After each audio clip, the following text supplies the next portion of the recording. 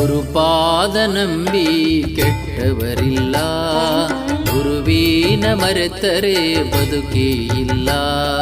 ಗುರುಪಾದ ನಂಬಿ ಕೆಟ್ಟವರಿಲ್ಲ, ಗುರುವಿನ ಮರೆತರೆ ಬದುಕೇ ಇಲ್ಲ. ಗುರುನಾಮ ಸ್ಮರಣೆಯೇ ಭಕ್ತಿಯ ಮೂಲ, ಗುರುನಾಮ ಸ್ಮರಣೆಯೇ ಭಕ್ತಿಯ ಮೂಲ. ಗುರುವೇ ಪ್ರತ್ಯಕ್ಷ ದೈವ ಸೃಷ್ಟಿಯ ಮ್ಯಾಲ, ಸೃಷ್ಟಿಯ ಮ್ಯಾಲ.